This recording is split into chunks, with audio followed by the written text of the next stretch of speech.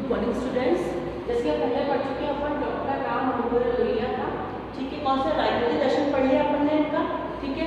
इनके सामाजिक रूप से समाजवादी परिप्रेक्ष्य का अपन अध्ययन कर चुके हैं, ठीक। आज हम पढ़ेंगे इनके सामाजिक चिंतन। सामाजिक चिंतन का किस प्रकार से जाति प्रथा की प्रबल होगी। कौन? राम मनोहर लोहिया। जाति प्रथा मतलब ये नहीं मानते कि समाज में कोई ऊंचा है कि कोई नीचा है, यानी क्या है, सभी लोग समान ही हैं।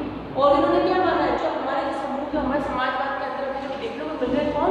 जो निम्न जाति के अपन लोग बोल सकते हैं, जो निम्न है वास्तव में उनको जिनको आवश्यकता है, जिसमें हमारे दलित वर्ग, पिछड़ा वर्ग उसको अपन बोल सकते हैं, वो उसके अंदर पर्टिकुलर क्या उसमें जाति में जो आते हैं।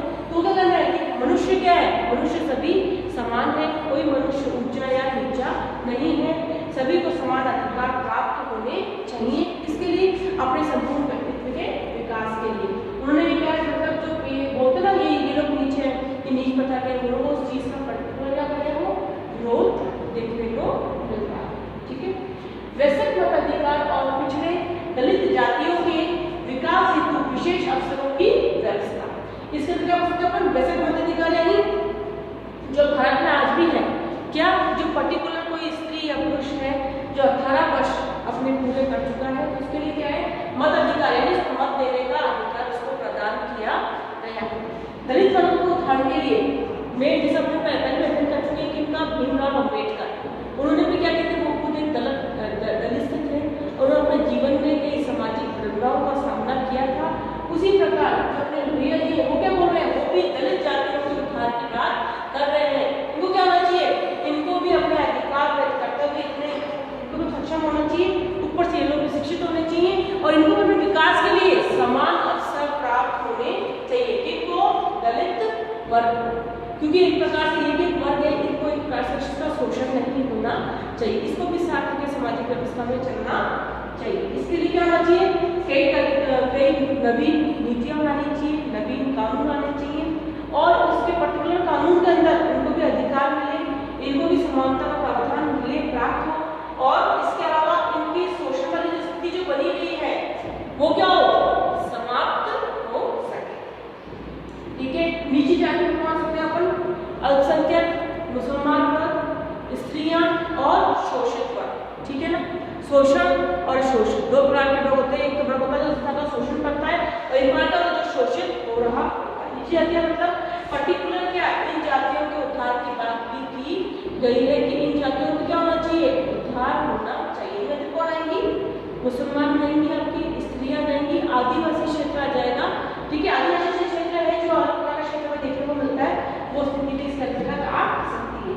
लोहिया की स्त्री संबंधी धारणाएं यानी स्त्री मुक्तता। लोहिया किसके समर्थक थे, लोहिया जानते थे कि वो बोला है कि स्त्री क्या है, स्त्री का शिक्षित होना क्या है बहुत ही जरूरी है और शिक्षित और स्त्री का रुचि स्त्रियों को बजाय बंधनों में बांधने के उसको मुक्त अवस्था में रखना चाहिए। यदि स्त्री शिक्षित होगी तो क्या होगा, उसका घर परिवार शिक्षित होगा, समाज शिक्षित होगा और वह अपने अधिकार अपने कर्तव्य के बारे में जान सकेगी।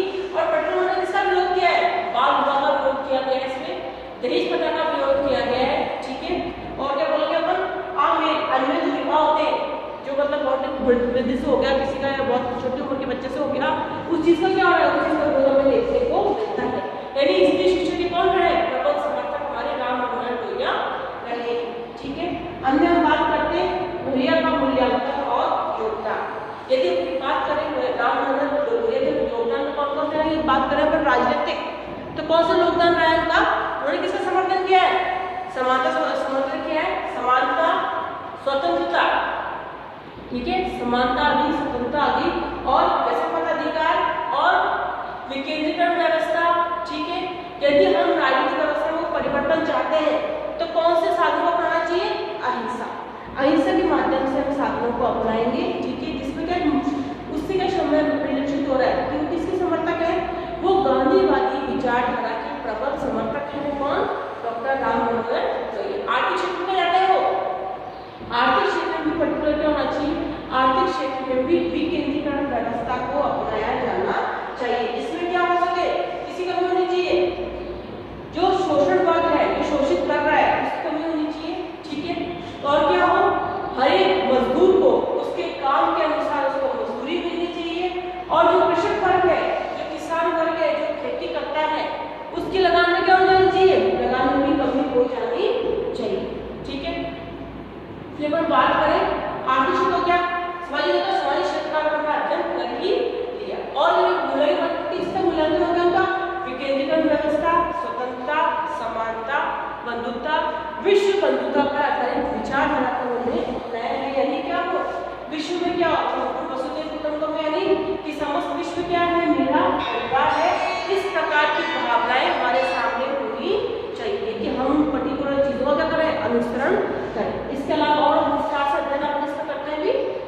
करें और विस्तार से समझें इसके बारे में। जैसे हम बोल सकते हैं, इसका फर्स्ट पॉइंट है जाति प्रथा का प्रबल विरोधी। लोहिया कहना था कि जाति प्रथा भारतीय जीवन का मूल तत्व है। भारतीय जीवन में जाति प्रथा की जड़ें बहुत ही गहरी है। जो क्या है, हमें प्राचीन समय से ही देखने को मिल रहा है कि जाति प्रथा क्या है, हमेशा कभी इसका नाश नहीं हुआ है। शुरू से ही क्या आपसी ऊंच नीच का भेदभाव हमें देखने को ही मिलता है। यदि हम भारत के सार्वजनिक जीवन पर विचार करना चाहते हैं तो हमें जाति के तत्वों पर विचार करना ही होगा। जाति की शुरुआत कैसे हुई, इस पर बहस की कोई जरूरत नहीं है, क्योंकि यदि हम इस पर बहस करते हैं तो हमें और 50 विचार हमें देखने को मिल जाएंगे। इनमें से किसी भी विचार को पक्का वैज्ञानिक विचार करना क्या हो जाएगा, हमारे लिए कठिन हो जाएगा। जाति और धर्म का उतार चढ़ाव होता रहा है। हिंदुस्तान ने इसके अंतिम रूप लिया है, अन्य देशों में ईमान की तरह ही हुआ है। लोहिया के विभिन्न स्तरों पर जाति प्रथा का घोर विरोध किया गया है। इस संबंध में उनके विचार अनूठे हैं और उनमें मौलिकता का अंश भी है। उन्होंने इस बात पर बल दिया है कि हजारों वर्ष से चली आने वाली जातियों को जो लोग 2-4 वर्षों से अपनी जाति नीति से समाप्त करना चाहते हैं, उन्हें समझ लेना चाहिए कि ऐसा कर पाना क्या है, संभव नहीं है। ये कार्य तो एक लंबी प्रक्रिया के आधार पर ही संभव है। जाति मिटाने के अब तक के सिद्धांत को एक मिटाकर दूसरे बनाने वाली केवल गांधी जी संबंध में अपवाद ही थे। इसे हम बोलेंगे जाति प्रथा पर हजारों वर्षों से लगातार हमले हो रहे हैं, लेकिन कामयाबी नहीं मिली। कारण यह है कि अब तक जाति प्रथा पर केवल टेढ़े मुखी हमले ही हुए हैं। एक धार्मिक और आधा सामाजिक हमला संपूर्ण है। इसके लिए जरूरी है कि अब रोटी के साथ साथ बेटी वाले मोर्चों पर हमला हो जाना चाहिए। यानी लोहे की इस बात पर बल दिया है कि जाति प्रथा पर चारों तरफा हमला हो जाना चाहिए। पॉइंट नंबर दूसरा, धार्मिक और सामाजिक हमले के साथ साथ तीसरा हमला राजकीय वयस्क मताधिकार, पिछड़े तथा दलित जातियों के विकास हेतु विशिष्ट अवसरों की व्यवस्था के रूप में होना चाहिए। लोहिया इस संबंध में सभी जातियों के लिए समान अवसर की बात को स्वीकार नहीं करते। वे निचली जाति के लोगों के विकास हेतु विशेष अवसर देने की आवश्यकता पर बल देते हैं। जब सबको समान अवसर मिलेगा तो उदार शिक्षा की 5000 वर्ष पुरानी परंपरा की जाति ही सिर पर सवार रहेगी। छोटी जातियों को किसी भी खास खाद्य प्रतिभा होगी। इस प्रकार परंपरा को तोड़ देंगे ऐसे व्यक्तियों की संख्या बहुत ही थोड़ी होगी। कई हजार वर्षों से चली आ रही जातिगत श्रम विभाजन के कारण योग्यता, गुण और संस्कार के अटूट जैसे विभाग बन गए हैं। समान अवसर नहीं, वरन विशेष अवसर ही इन दीवारों को तोड़ सकते हैं। लोहिया समाज की निचली जातियों के इन 5 वर्गों में शामिल करते हैं, जैसे महिला है, शूद्र है, हरिजन है, मुसलमान है और आदिवासी। जाति प्रथा का चौथा हमला आर्थिक मोर्चे पर होना चाहिए। इसके अंतर्गत मजदूरों की मजदूरी बढ़ाई जाए, अलाभकारी जोतों से लगान खत्म की जाए और तथा जमीन को जोतने वालों को भी अधिकार हो आदि। इस प्रकार का चारों तरफा हमला होने पर ही जाति प्रथा समाप्त होने की आशा की जा सकती है। जाति प्रथा की समाप्ति के लिए इन चारों तरफा हमलों के अतिरिक्त लोहिया ने कुछ और भी सुझाव दिए। लोहिया कहते हैं कि ऊंची जाति के युवाजनों को अब अपनी पूरी ताकत से जाति प्रथा के विरुद्ध उठाना चाहिए। इसके विरुद्ध शासकों पर हमला समझने के बजाय जनता के नवजीवन देने की क्षमता के रूप में देखा जाना चाहिए। लोहिया के शब्दों में ऊंची जाति के युवाजन को जातियों के लिए खेत खाद बन जाना चाहिए, इसकी निश्चय कर देना चाहिए। यदि क्या बोल रहे हैं, यदि किसी पौधे को पनपाना है, उन्होंने किसका एग्जाम्पल दिया है, यदि मान लो हमें किसी छोटे पौधे को पनपा तो उसमें अगर हमें खाद पानी डालना पड़ता है ना, उसी प्रकार छोटा पौधा रूपी कौन है, जो शोषित वर्ग है, ऐसा हो सकते हैं जो उसको नीची जाति वाला जो वर्ग है वो शोषित रूप मांग रहे हैं, वो पौधे के समान है, उसमें खाद पानी डालना चाहिए। वो कौन है, बड़े व्यक्ति, यानी जो पूंजीपति वर्ग है उसको उससे करना चाहिए, उसका पालन पोषण करना चाहिए, यानी उसको मौके देने चाहिए जिससे कि उसको क्या हो सके, उसका विकास हो सके। उसकी बात की जारी है। इसके साथ ही नीची जातियों है ना, इसके साथ ही नीची जातियों जैसे औरतों, शूद्रों, हरिजन, मुसलमानों, आदिवासियों के युवा जन कंधों पर भारी हो जाता है। इसके सर्वोपरि ध्येय ये नहीं होना चाहिए कि उन्हें ऊंची जातियों की सभी परंपराओं शिष्टाचार को समांग नहीं रचना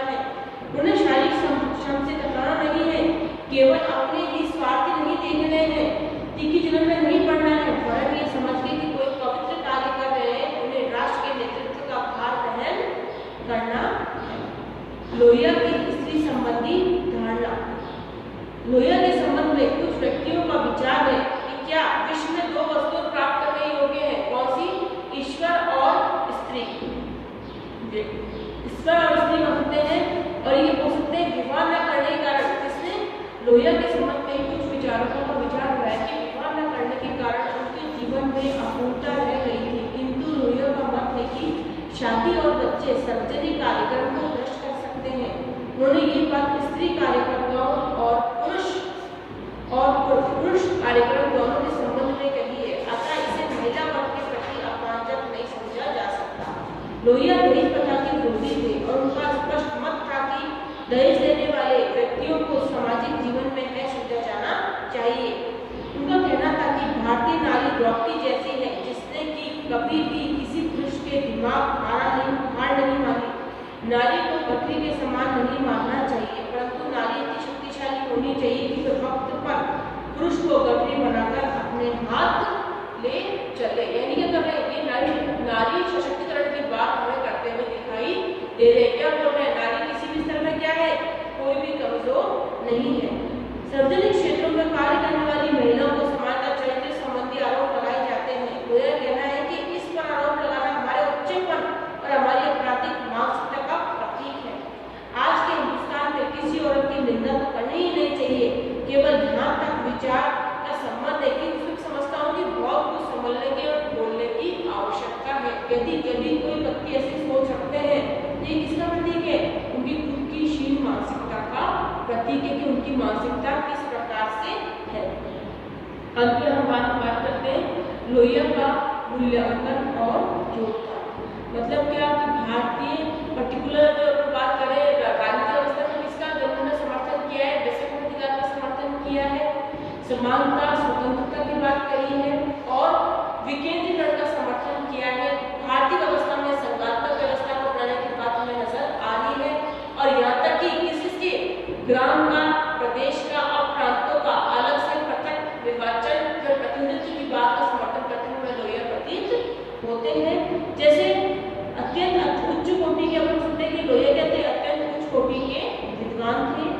भारतीय संस्कृति न केवल उन्हें आध्यात्मिक प्रिय है, वरन देश की आत्मा को उनकी जैसी गहराई का समर्थन प्राप्त है। समाजवाद को लाने के लिए सतत उन्होंने प्रयास किए। समस्त प्रयास करते हुए दलित वर्ग के उत्थान के लिए उन्होंने निरंतर प्रयास किए ताकि क्या हो सके, इनको भी अपना पर्टिकुलर अपने खुद के विकास के लिए इनके पास साधन उपलब्ध होने चाहिए। जिस समानता की बात करें, समानता लागू हुई है, इन पे भी लागू होता है, इन पे दलित व पिछड़े वर्ग। लोहिया के व्यक्तित्व का विचार, प्रतिमा, कर्मठ और सामंजस्य और वे प्राकृतिक कर्मयोगी की श्रेणी में आते हैं। लोहिया की दृष्टि और उनकी दौड़ जीवन की चिंतन और सशक्त मूल्यों की ओर सही है।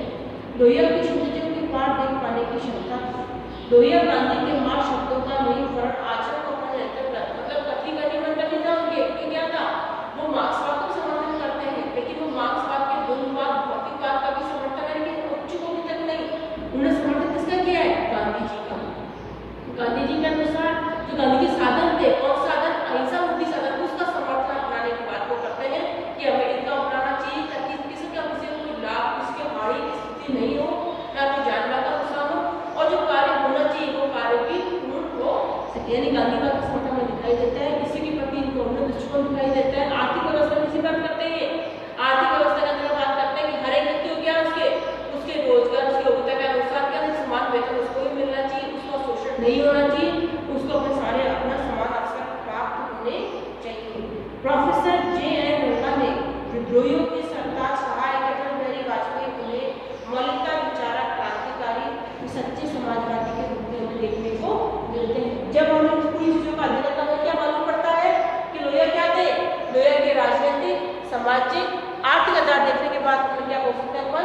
यदि राजनीतिक रक्षा बात करते हैं किसका आधार समर्थक है? वो बेसिक अधिकार की समानता, स्वतंत्रता और विकेंद्रीकरण की बात कर सकते हैं अपन। समाजिक व्यवस्था में क्या बताया है?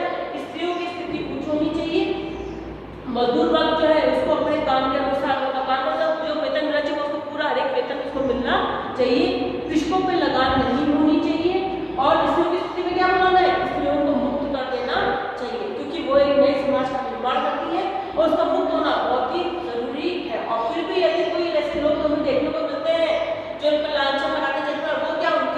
मानसिकता शुरू होती है जो वैसे कार्य करती है। यानी हमें पूरा अनुभव करना पड़ता है इनका राष्ट्र के उत्थान के प्रति लोहिया का बहुत ही महत्वपूर्ण योगदान है। आज का चैप्टर आपका यही क्लोज। धन्यवाद।